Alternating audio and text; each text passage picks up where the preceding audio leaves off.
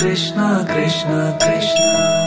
জয় জয় ঠাকুর দীনাথ ঠাকুরানন্দে।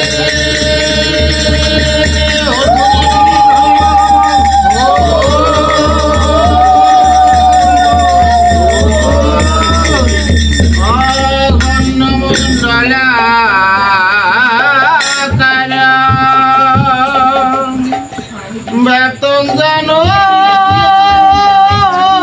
চরাচর তৎপদ দর্শিত যেন তস্মৈ শ্রী গুরুবে নমঃ। হে কৃষ্ণ করুণা সিন্ধু দীনবন্ধু জগৎপতে ভূপেশ গোপিকা কান্ত রাধা কান্তেশ্বরী নম নম। গুরু ব্রহ্মা গুরু বিষ্ণু গুরুদেব মহেশ্বর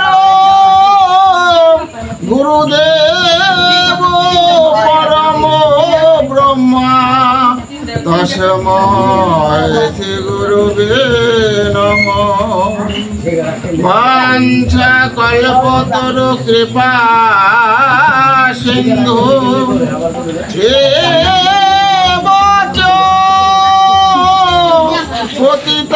পতিতানাং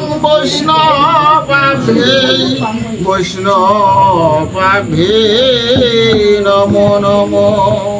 প্রথমে প্রণাম জানাই আমার পিতা মাতার চরণে, যারও কৃপা বলে আমি আসিলাম ধরাধামে।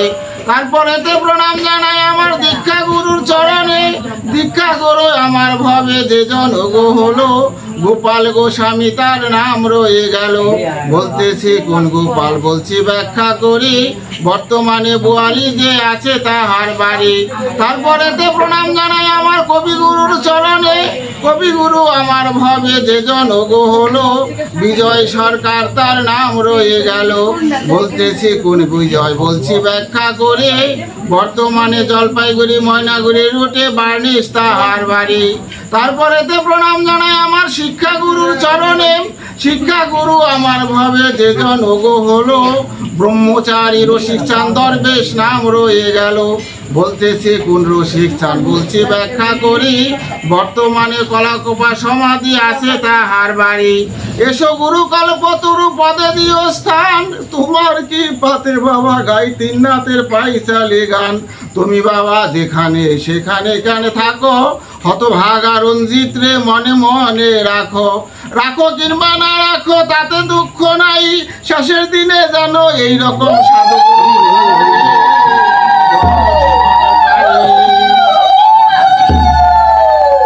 এক জায়গায় ছিলেন এক দুঃখীরাম এবং দুঃখীরামের মা। দুঃখীরামের মা সারাদিন ভিক্ষা করে যা পাইতেন তাহা দিয়ে কোনো মতে দিন যাপন করতেন।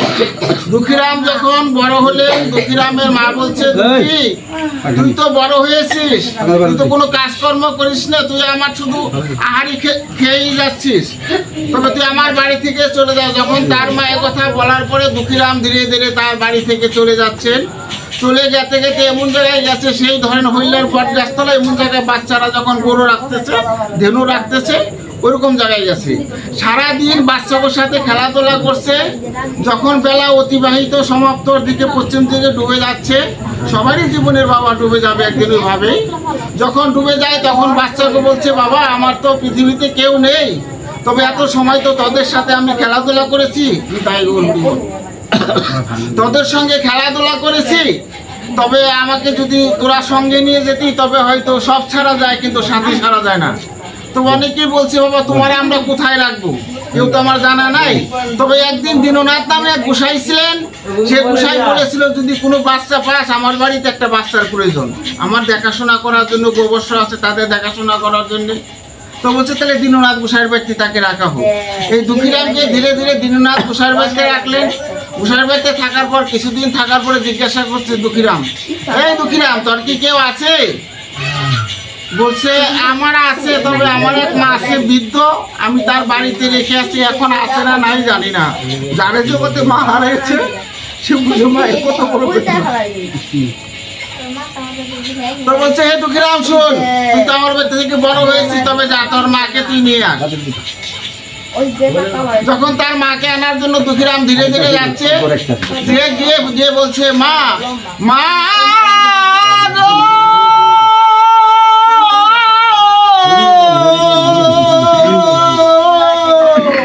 মা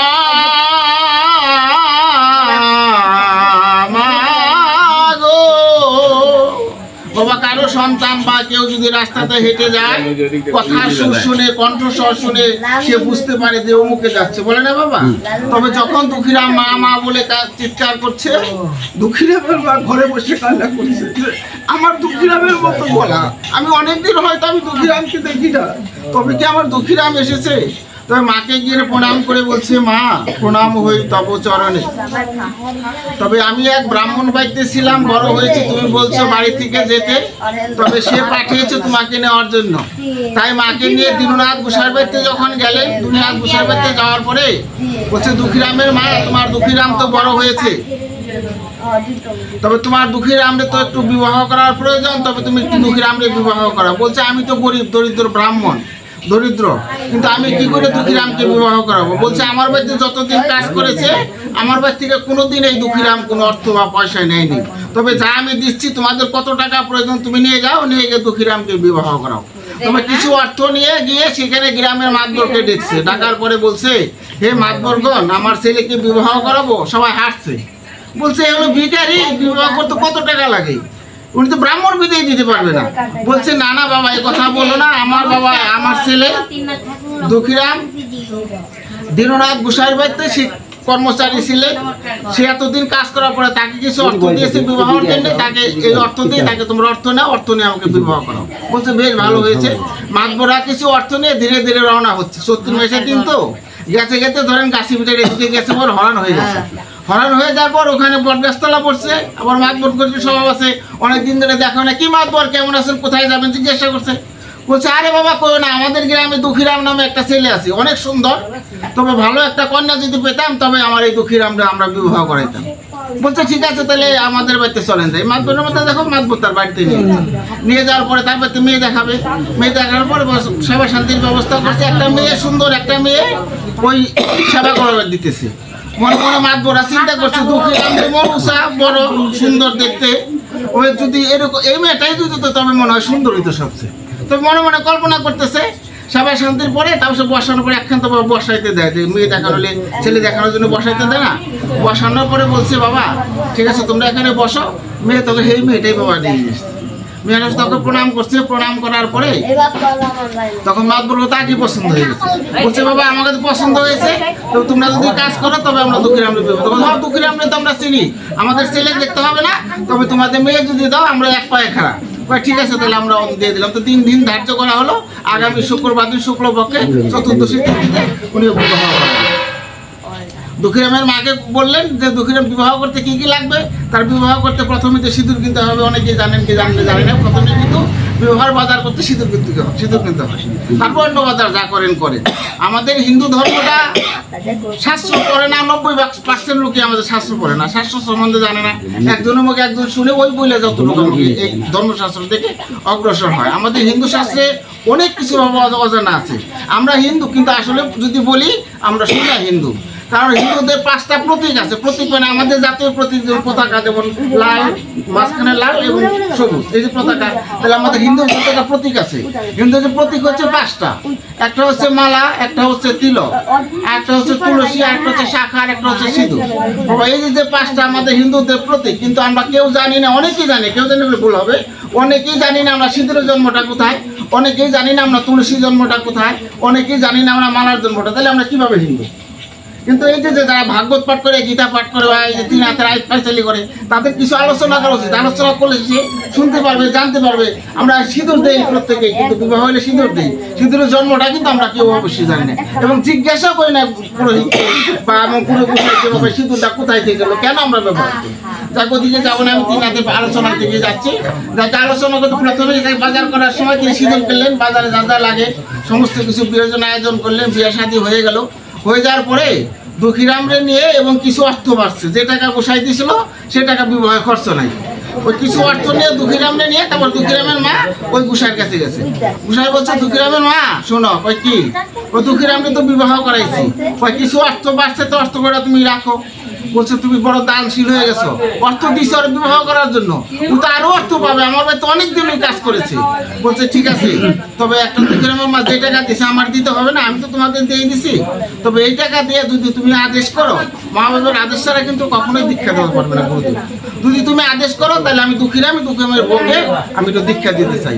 দুঃখীরামের মা তো বলছে এটা আমার সৌভাগ্য, এটা তো আমি কল্পনাই কখনো করিনি। যদি দীক্ষা দেন ঠিক আছে, যে কোনো অর্থ ছিল সেই অর্থ নিয়ে বাজারে গিয়ে যা যা লাগে দীক্ষা নিতে মালা লাগে, যা কিন্তু প্রত্যেকেই মালা লাগে, যা যা লাগে সমস্ত কিছু নিয়ে আছে। চন্দন লাগে, তিলক লাগে, এই ফুল লাগে, সাদা ফুল লাগে আমার দীক্ষা নিতে, এটা লাগে না, এই লাল ফুল লাগে না। লাল ফুলে কত ব্রহ্মার পূজায় লাগে, সাদা ফুললে বিষ্ণু পূজায় লাগে। হরে কৃষ্ণ নিতাই গৌর হরি বল। ধীরে ধীরে কি করলে সেই বাজার সাথে করার পরে আইনে দেওয়ার পরে দুঃখীরাম এবং দুঃখীরাম আইনে দীক্ষা দিলেন। এই যে দীক্ষাটা কেন দিতে হয়, এই দেহটা বাবা অন্ধকার। যদি দীক্ষাগুরুর কাছে যায়, দীক্ষাগুরুর কাছে গেলে পরে এই ঘরটা যখন বাতি না লাগে অন্ধকার থাকে না, ঘরে যদি একটা বাতি গেলে ঘরটা আলো হয়ে যায়, অন্ধকার হয়ে যায়। দীক্ষা নিলে কি হয়, এই দেহটা পবিত্র হয়। পবিত্র কিভাবে হয়, পবিত্র হইলে একজন বৈষ্ণব যদি কারো গৃহে আসে, কোনো বৈষ্ণব যদি বলে বাবা আমাকে 1 গ্লাস জল দাও, জল চাওয়ার পরে যদি বলে বাবা তুমি কি দীক্ষা নিয়েছো, বলছে না বাবা আমি তো দীক্ষা নিই। বলছে বাবা তোমার হাতে জল খাওয়া আমার পক্ষে সম্ভব নয়, কারণ তত্ত্বসমিত জ্ঞানীমঞ্জের মধ্যে লেখছে অদীক্ষিত হাতের অন্য 20টা সময় হয় শ্রাদ্ধ আদি তপ জপ সব বিফলে। তো তুমি যেহেতু দীক্ষা নয়, তোমার হাতে আমার জল পান। যদি কোনো বৈষ্ণব কোনো গৃহে এসে রিক্ত হস্তে অর্থাৎ খালি হাতে ফিরে যায়, চৈতন্য ভাগবতে বলছে কোনো কিছু যদি না দিয়ে পারেন কোনো ভিখারি যদি বৈষ্ণব আসে, বৈষ্ণবের তো লক্ষণ বললাম 5টা প্রতীক থাকবে। তার আগে তো বলছি 5টা প্রতীক থাকবে। বৈষ্ণবের যদি আসে কোনো যদি কিছু সেবা না দিতে পারে, 1 গ্লাস জল অন্তপক্ষে 2টা চাল দিতে হবে। তা তো দিবেন, প্রত্যেকের ঘরে কিন্তু থাকে, এমন জিনিস নাই যে তাকে ভাত সেবা করাইতে হবে, তাকে ওই যে মিষ্টান্ন সেবা করাইতে হবে, এই দিলে বৈষ্ণব খুশি। তাতে ওই বৈষ্ণব ওই গৃহে তিনি আশীর্বাদ করে, যদি কোনো অমঙ্গল ওই গৃহে থাকে সেই গৃহে অমঙ্গল থাকবে না। তাই দীক্ষা দিলেন। দীক্ষা দেওয়ার পরে বললেন দুঃখীরাম তুই তো সারা জীবন আমাদের এখানে আমার বাড়িতে অনেকদিন কাজকর্ম করেছিস, তবে তোর আমি কিছু দেওয়ার মতো আমার কোনো কিছু নাই। এই যতগুলো গরু আছে তোর যেটা পছন্দ ওই গরুখানা তুই নিয়ে। তবে যেহেতু গুরুদেব বললো, গুরুদেব বলার পরে যখন খুঁজতে খুঁজতে দেখে লাল সিন্ধু একটা গরু, ওই গরুখানা দুঃখীরাম নিয়ে আর মাকে নিয়ে তার স্ত্রীকে কিনে দীক্ষা দিল। গুরুকে প্রণাম করে ধীরে ধীরে বাড়িতে গেছে। বাড়িতে যাবার গরুর গাভীটা খানা 10 মাস 10 দিনে গর্ভবতী হয়েছেন।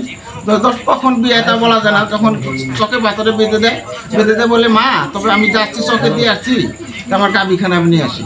কিন্তু হ্যাঁ বাবা 10 মাস পরে এসে কখন যেন বিয়ে যায়, তবে যাও নিয়ে আসো। চোখে গিয়ে দেখে বাবা গাভীখানা নেই। এদিকে ব্রহ্মা বিষ্ণু শিব বট বৃক্ষে বসে, বট পাতা লাগে মূর্তি না বলে, বট বৃক্ষে বসে চিন্তাধারা করছে যে ব্রহ্মার পূজা হয়, বিষ্ণুর পূজা হয়, শিবের পূজা হয়, একজনের পূজা হয়, 3 জনে এক আসনে বসে এই জগতে পূজা হয় না। তবে কার দ্বারা এই জগতে আমার এই এক আসনে বসে পূজাটা করা যায়? তখন চিন্তাধারা করে দেখে যে দুঃখীরামের গরুটা যদি আমরা হরণ করি, দুঃখীরাম এই বট গাছের নিচে যেমন হইলার বট গাছের এরকম বট গাছের গরু এখানে হাটে যাবে, হাটে যাওয়ার সময় ওরে ডাক দিয়ে ওরে দিয়ে একমাত্র 3 রাতে মানে এই জগতে প্রচার করে। তবে দুঃখীরাম উন্মাত হয়ে গেছে, গরু না পেয়ে মাকে বলছে মা গরুটা তো পাইলাম না। বলছে ঠিক আছে মা গরু কোথায় গেছে কে নিচে জানি না, তুমি কাল তো কুমোরগঞ্জ ঘাট, কুমোরগঞ্জ গরু হাট এরকম সোমবারে মিলে, তো কুমোরগঞ্জ হাটের মা আমি হাটে যাবো, তবে মা তুমি সকাল সকাল একটু রান্না করো। তো মায়ের মন তো মায়ের রান্না করে দিচ্ছে। তবে ধীরে ধরার মতো একই আমি গরু হারাই গেছে, গরু পাই না, হাটে গেলে চূড়া গরু পাইতেও পারি। ধীরে ধীরে যখন রওনা করছে ওই বট গাছতলা তো যখন রওনা করছে, ধরেন দায়িত্ব থেকে রওনা করছে বট গাছ হইলের বট গাছ দেয়, ওই বটতলা থেকে বলছে এই তোকে আমি শোনো বলছে কে পিছনে চায় দেবো কেউ দেখে না, খালি দেখে বট গাছ। আবার হাটে আবার এই তোকে আমি শোনো তোমার ডাকছি তুমি শোনো না, তোমরা কে আমি তোমরা দেখি না। বলছে এই বট গাছতলা তুমি আসো। বট গাছতলা আসার পরে জিজ্ঞেস করছে আমরা হলে ব্রহ্মা বিষ্ণু শিব, তোমরা এই জীব জন্ম ছোট তোমাদের পক্ষে দেখা সম্ভব নয়, তো তুমি কোথায় যাচ্ছ? বলছে দূর আমার গরু হারিয়ে গেছে আমি হাটে যাচ্ছি। বলছে শোনো আমাদের একটা কাজ করতে হবে। কি কাজ করতে হবে? বলছে আমাদের জন্য 1 পয়সার তেল, 1 পয়সার পান সুপারি, 1 পয়সার সিদ্ধি আনতে হবে। বলছো ঠিক আছে তাহলে পয়সা দাও। ও পয়সা আমরা কোথায় পাবো? ওখানে বিন্যাস সোফা আছে, বিন্যাস সোফা লাগে। বিন্যাস সোফা টান দিলে তুমি দেখো অনেক পয়সা আছে, তোমার কয়টা লাগবে নিয়ে যাও। বিন্যাস সোফা টান দেওয়া দেখে কোনো অনেক পয়সার অভাব নেই। তিনটা পয়সা ওখান থেকে নিয়ে আসলে বাইন্দা ধীরে ধীরে কিছু দূর গেছে পরে আমাদের সিদ্ধি আনবো গেলে মাংস আনবো গেলে আমি তেল আনবো কি করে? তেলের তো ভান্ড দেবো। আবার গেছি কে জানে কে শুনে তোমার তো দেখি না, একটা পাত্র বা ভান্ড তো দিবে, আমি কি করে তেল আনবো? তখন কি করতে কয় ঠিক আছে তোরা আমার দেখবি না, তুই তিন নাথের নাম নিয়ে আসলে ঠাকুর তিন নাথের নাম নিয়ে তুই থাকলে থাকবো না থাকলে না থাকবো, আমার কি দুঃখী পয়সা আমি আনবো।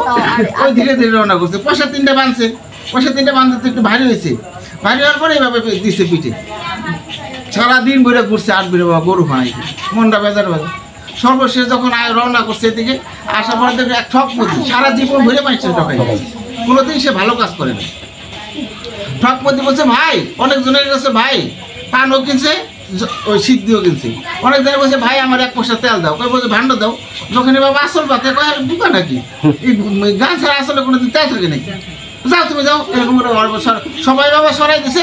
লাস্টে যখন সব দিয়েছে তখন বলছে ভাই আমার একটু ভান্ড একটু ধরো, আমার নামাই দেবো। তুমি কি কয় আমার তেল দিতে হবে, কথা দাও, আমি তোমার ধরে নামাই দেবো। কয় তো হয় তুমি আমার প্রথম করে দেব, তোমার তুমি দিব আমার জানি। তো ধীরে ধীরে নামাইছে পরেই তখন আগে বাবা লেসরা গন্ধ ছিল, এরকম কাক ছিল, কাকের মধ্যে করে তেল মাখতো, লেসরা কাজ মাখতো, যেমন বাসাটা কাটতো তো পিছন থেকে তো খালি থাকতো, এতটুকু জায়গা থাকতো। কয় যে এতটুকু পাই আমি তেল এটা ভরে দেবো, উঠে আসছে কাকু উঠলে না কইরা ওই দিকে একটু দিয়ে দিয়ে দিই। আর অর্থ বিশ্বাস ঠাকুর তিন নাতে সাগর আনন্দে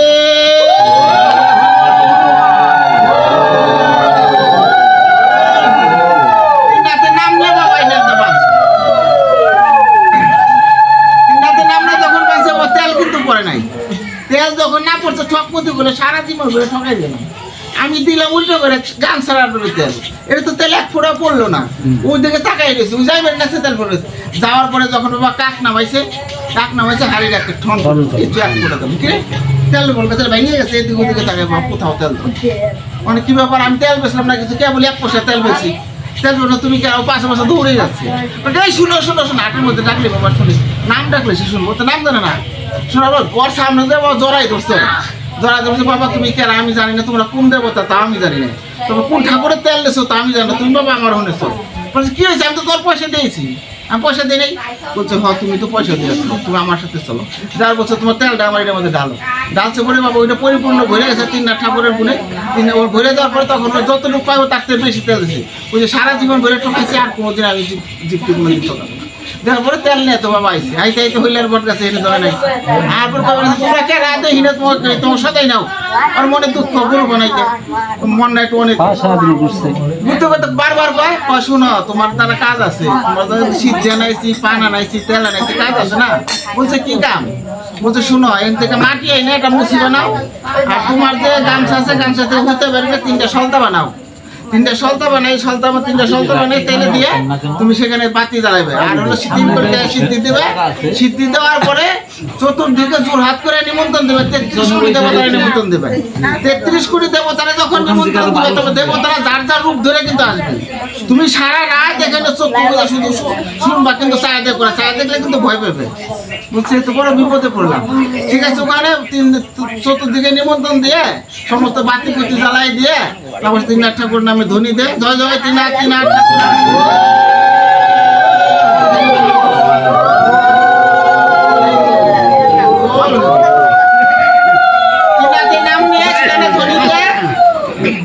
চক্ষু বুঝা বাবা দুঃখীরাম বৈশাখ দেবতারা বাবা বিভিন্ন রূপ ধরে আছে, অনুকরণ আছে, মানে মাটি হইতে কাঁপে। তুমি তো চাইবে নিয়ে না করছে সারা রাত তো 3 নাথের নামে ধ্বনি নিয়ে 3 নাথ করে রইলো। তখন ওখান থেকে প্রণাম করে ওখান থেকে দুঃখীরাম ধীরে ধীরে রওনা করছে। দুঃখীরাম তখন ধীরে ধীরে রওনা করছে, তখন কি মানে যে সারা রাত ধরে জাগলাম, মেলা দিলে কি হয় তা তো আমি জিজ্ঞেস করলাম। আবার যারা বটগাছতলা প্রণাম করে বলছে তোমরা কেরা 3 নাথ তো কইছো 3 নাথ ঠাকুর নাকি, তবে তোমরা কেরা তোমার মেলা দিলে কি হয়? তখন বলেছে মেলা দিলে হারানো বস্তু পাওয়া যায়, বুবায় কথা কয়, অন্ধে নয়ন পায়, যার যার মনের বাসনা পূর্ণ হয়। দুঃখীরাম তখন মনে করলে আমারই তো 3টা দুঃখ, আমার ছেলে আমার বাবা কয় না, আমি বিবাহ করছি, আমার বউ কখনো আমার মায়ের মা বা ঠাকুরেন কেউ একটা কিছু কইবো তাও ডাকে না। আর আমার গাভী হারাই গেছে, দুঃখ তো আমারই 3 লাখ। যদি 3 লাখ ঠাকুর আমার এই আশা পূর্ণ হয় তাহলে আমি তোমার মেলা দিই। ওখানে 3 লাখ ঠাকুরের মেলা মাইনা এলো বাড়িতে এসেবার কিছুদিন থেকে গাই বিয়ে বাসুর সাথে তো বুঝতাম একটা তো পূরণ হয়ে গেল। তখন ওই গোয়াদরা ঠেলবে লাগছে গরু। তখন একদম তুই করো কি, গোয়াদরা ঠেললে কি গরু যাইবো? এই বাসুরটা কান্দে নাও, কান্দে না তুমি আগে হাঁটো বা ওর মা একলাই হেঁটে যাবে। তো হ্যাঁ তাই তো আমি সারা জীবন বেড়ে গরু পালছি, ও কথা তো আমার মনেই নাই। বাসুরটা কান্দে নিয়ে গরু নিয়ে ধীরে ধীরে যাচ্ছে। এদিকে দুঃখের মা বাড়াই গেছে যে এমন একটা পুতের বানছি সারা জীবনে কোনোদিন আমার দায়িত্ব দেখলো না। আর আমার এমন একটা নাতি হচ্ছে, আমার নাতি তো কোনোদিন আমার ছেলেরে কোনোদিন বাবা বলে ডাকলো না। তখন পুতের বউ ধীরে ধীরে যখন থেকে গরু নিয়ে আস্তে আস্তে দেখছে, পুতের বউ দৌড়ে পাড়াই গেছে, বলছে মা মা এদিকে আসুন। বুড়ো এলে সারে ভাই কত সুন্দর টিয়া পাখির মতো ডাকে। এই মাত্র কইলো যে শাশুড়ি আর পুতের বউ আমার ডাকে না, মামা করে ডাকতেছে। তারপর কতক্ষণ পরে দেখি আবার ছেলে আবার জোর বেড়ে গেছে, ঠাকমা ঠাকমা তুমি তাড়াতাড়ি আসো, আমার বাবা গরু নিয়ে আসছে।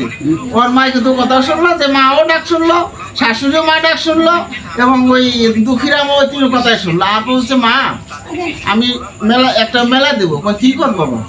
মেলা দেয় রাজরা, আমাদের গরিবের পক্ষে কি মেলা দেওয়া সম্ভব? কয় কি না বাবা আমি একটা মেলা দেবো, আমি মাইনাইছি, আমার যদি এই বাসনা পূর্ণ আমি মেলা দেবো। কয় মেলা দিতে কি লাগে? কয় মেলা দিতে মা 3টা পয়সা লাগে। কয় ঠিক আছে দেখ 3টা পয়সা আমার মনে হয় উনি তো ভিক্ষা করে, মনে হয় দেখ আমার মনে আসলে থাকতে পারে। বালিশ উল্টাতে বালিশের নিচে আছে, 3টা পয়সা নিয়ে মেলায় গেছে। মেলায় যে 1 পয়সার 500 বাড়ি, 1 পয়সার সিদ্ধি, 1 পয়সার ওই যে তেল কিনছে, কিনে নিয়ে তারপর সেটা মেলায় নিয়ে বইছে। মেলায় এরকম দিয়ে বইছে, বসার পরে এদিকে তার গুরুদেব পুজে দীননাথ গোসাই তার ভিতরে কইতেছে যে দেখ বৃত্ত আমার একটা শিষ্য আছে, এমন শিষ্য আমার কথা শুনলে দৌড়ে আমার কান্দ করে বাড়িতে নিয়ে যাবে। শুনছি বা আমাকে কাঁচা ছাড়া গল্প তুই কথা কইস না, তুই না দেখলে তুই বুঝবি না, চল যাই দেখলে বুঝবি না।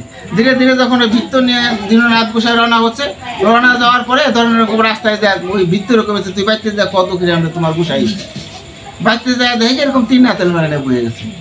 দুঃখীরাম তোমার গোসাই মানে যাইতে কয় গোসাইরে বসতে কয় আমার তেল না ফোরাইলে আমার যাওয়া যাবে না, এটা হলো নিয়ম। 3 বলছে ঠিক আছে যাই করছে, ঠিক আছে তোমার দুঃখীরাম দেখলাম কিসের জন্য মেলা দিবে না, 3টা বাড়তি চালে না। আমার কইকে দেখলাম কই কি দুঃখীরাম তোর কি গাঁজা ফুরে গেছে গা? তুই ভালো করে তোর কথা মনে শুনে নাই, আমার কথা আবার দেখো। আবার যা যখন কইছে বললাম তো কুশারি একটু বসতে কোন আমার তেল না ফুরাইলে উঠতে পারবো না। যা যখন কুশারি আবার কইছে বলে কুশারি গেছে রাইগা এনে যা ছিল একেবারে বাইরে ধীরে সব ফালাই দিচ্ছে, লন্ড বন্ড করে ফালাইতে দূর আমার যাত্রাটাই ভালো নাই। ধীরে ধীরে কি করছে চল বাড়ি চল। ধীরে ধীরে যখন বাড়ি যাচ্ছে, বাড়ি যাওয়ার সময় বাড়ির কাছাকাছি গেছে বলে ভিতরে যে হয় ভিতর ওদিকে কান্না শোনা দেখেন। কয় ওদিকে কান্না শোনা যায়, আমি তো কইতে পারবো না। কোন দিকে? কয় না না আমি কইতে পারবো না। কয় না কয় তোর অসুবিধা কি? কয় কি গুসাই কান্না তো আপনার বাড়িতে কান্না শোনা যায়। আমি এইমাত্র সবাই ভালো হয়ে গেছি, আমার গরু বাছুর সন্তান সবারই আমি পরিবার সবাই ভালো রেখে গেছি। কয় না আপনার বাড়ির দেখি ভালো। ধীরে ধীরে বাড়িতে গিয়ে দেখে বাবা গরু বাছুর যাচ্ছিল সব মারা গেছে। তার 2খানা পুত্র ছিল, তাও মারা গেছে। কেউ যদি পুত্র সন্তান হারায় সে তো বুঝে পুত্র সন্তানের কত বড় বেদনা, সে ধুলাই গড়া করে হাওমাও করে যাচ্ছে।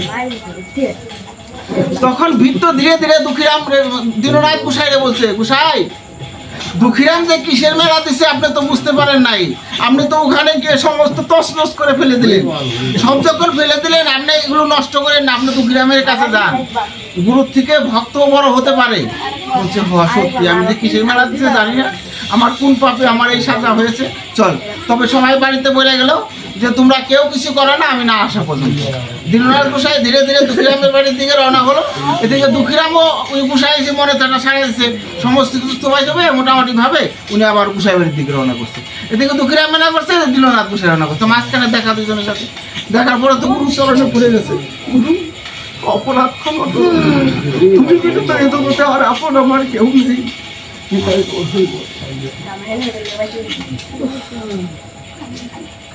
গুরু হচ্ছে ইহকালে বান্ধব, পরকালেরও বান্ধব।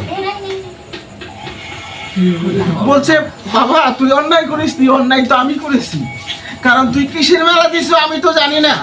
কারণ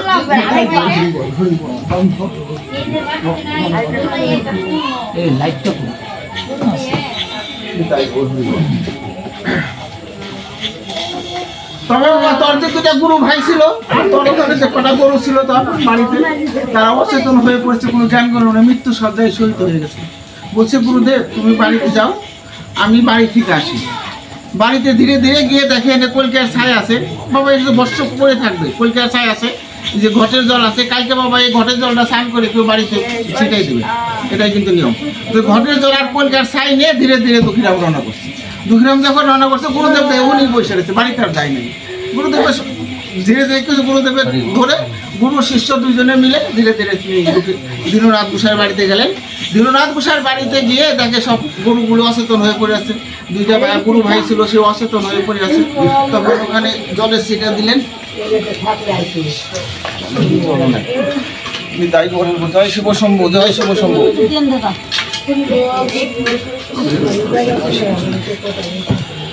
জলের ছিটা দেওয়ার পরে, ঘটের জলের ছিটা দিলেন। তারপর সে ভস্য যা ছিল অঙ্গে মেখে দেওয়ার পরে বুড়ামুড়িতে বলছে, মা আমি ঘুমাইছিলাম, গুরু ভাইরে বলছে, আমি ঘুমাইছিলাম মা, আমার বড় ক্ষুধা পেয়েছে, আমাকে খেতে দাও। তখন মা বলছে, বাবা জানি না কোন অপরাধে তুই সজ্জায় ধুলাই সজ্জায় শহীদ হয়ে গেছিলি, তোর এক গুরু ভাই তোকে বাঁচিয়ে তুলেছে। তবে তোর গুরু ভাইয়ের কাছে বল যে কি কাজ করলে এই পাপ থেকে মুক্ত পাওয়া যায় বা সর্ব পাপ থেকে মুক্ত পাওয়া যায়। তখন দীননাথ গোসাই বললো দুঃখীরামকে, দুঃখীরাম তুই কিসের মেলা দিয়েছিস আমি জানি না, তবে আমি মেলা দিব, তবে কত টাকা লাগে, সিন্ধুকের টাকা আছে, তোর যত লাগে তুই নিয়ে যা। দুঃখীরাম বলছে, গোসাই মেলা দিতে 3টা পয়সা লাগে, 1 পয়সা 500 করে, 1 পয়সা তেল, 1 পয়সা করে সিদ্ধি। আর আপনি যদি মানুষজন সেবা করেন, আপনি লাখ টাকা করছেন, সেটা তো আপনার ব্যাপার, আলাদা। তো ঠিক আছে, 3 পয়সা নিয়ে দুঃখীরাম মেলায় গেছে। আর আগের দিনে বাবা কোনো কিছু হইলে বাবা সরকারিভাবে কোনো কিছু হলে বাবা ওই যে কাঠের ঢুল পিটাই দিত বাবা, কিসের ঢুল কইতো না কথা, ওখানে গম দেবে, ওখানে কাপড় দেবে, এরকম বলতো। তবে দীননাথ গোসাই কি করছে, ওই ঢুল পিটাই দিছে, 14 গ্রামে ঢুল পিটাই দিছে, যে সবাই নিমন্ত্রণ দেবে। আর জিজ্ঞেস করে দেয় কিসের ঢুল, জিজ্ঞেস করে না ঢুলে, বলছে ঢুল কিসের, শোনো ঢুল হচ্ছে দীননাথ গোসাইয়ের বাড়িতে 3 রাতের মেলা হবে, ব্রহ্মা বিষ্ণু শিব 3 রাতের মেলা হবে। যার যার মনের বাসনা আছে তার মনের বাসনা পূর্ণ হয়। অন্ধে নয়ন পায়, বুবায় কথা কয়, হয়েছে এটা দিয়েছি, মানে কপালে পড়া দিতে পারে। তাই দীননাথ গোসাইয়ের বাড়িতে 3 রাতের মেলা হবে, তাই আপনারা সকলে নিমন্ত্রণ। ঢুকতে যখন নিমন্ত্রণ দিচ্ছে বাবা, মানুষের অন্ধে যদি নয়ন পায়, বুবায় যদি কথা কয়, তবে রাত্রে মেলার আয়োজন করছে। যার মেলায় তো বিভিন্ন রকম গান বাজনা করছে সাধুরা যখন গান করছে, এক অন্ধ আর এক আতুর, অন্ধ ওই মেলায় যাবে, আতুরও মেলায় যাবে। অন্ধকে তো অন্ধ পাও নাই, চোখে অন্ধের পা আছে মানে চোখ নাই, আর আতুরের চোখ আছে মানে পাও নাই, হাঁটতে পারে না। তখন ওই তো গোল পারতে যাইতেছে, একজনে হাইটে যাইতেছে, লাঠি দিয়ে দেখতে যাইতেছে। যখন বাবা লাঠি নিয়ে যাইতেছে, লাঠিটা ফটফট করছে নাকি ওই আতুরের শরীরের মধ্যে, অন্ধের মধ্যে চলে পড়েছে। অন্ধওয়ালা তুই হলে অন্ধ নাকি কানা নাকি বলছিল, ভাই আমি কানা, সত্যি ভাই আমি অন্ধ। বলছে তুই কই যাবি, কয় আমি তো দীননাথ গোসাইয়ের বাড়িতে যাবো। ভাই আমিও তো দীননাথ গোসাইয়ের বাড়িতে যাবো। কই ভালো হয়েছে, তোর তো নয়ন নাই, তোর তো দুজন পাও আছে, দিব্য পাও আছে, আর আমার তো ভাই পাও নাই, আমি ঘুরে ঘুরে রওনা করছি। তাহলে আমার চোখ আছে, আমি দেখাই দেবো, তুই যাবি, অসুবিধা নেই। বলছে ঠিক আছে, তুমি কান্দেছো।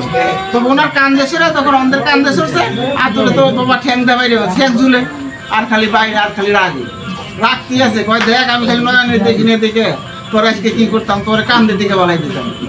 তবে যাইতে যাইতে অনেক লোকে যাইতেছে, ওরা বাবা ধান খেত আর পাট খেত নাই, আর খেত দিয়ে রওনা করছে, ঠাকুরের নাম নিয়ে ধুলি মাখছে, আর হলো ধীরে ধীরে রওনা করছে। তিনার ঠাকুর ধুলি মাখতে মাখতে অন্ধে বাবা নয়ন মিলে কয়, ভাই ওদিকে যে কালো দেখা যায়, কয় কি মনে হয়তো চোখে দেখা রে, মানে 3 রাতের গুণে যে তার চোখে দেখছে, সেটা তুই বুঝতে বলছিস, ওই চোখে দেখে ওর পাও আতুর দেখে আমার কান্দে ছিল। বলছে না ভাই, আমারও তো পায়ে একটু গোল গোল লাগে মনে হয়। যে আনে কথা বলছে, ওর তো রাগি, পায়ে বাড়ি খাইছে ঠাস ঠাস, একটা ধুম করে বাবা ফেঁকে খেলাইছে, 3 ব্যাগ হয়ে খেলাইছে। যখন ও 3 ব্যাগ হয়ে খেলাইছে, সব হাতে পায়ে বল পাইছে, ধীরে ধীরে ওই যে দীননাথ গোসাইয়ের ব্যক্তি বাবা উঠে বসছে।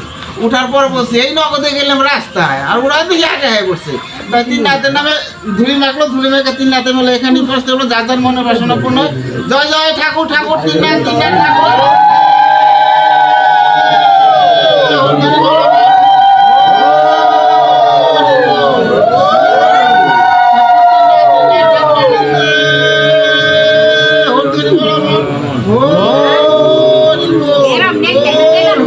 ঠাকুর 3 রাত ঠাকুর আনন্দে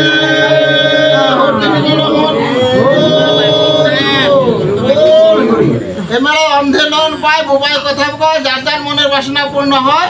এখানকার কথা এখানেই রইল। 3 রাতের পরশ তোমার এখানেই সমাপ্ত হলো। নিতাই গৌর।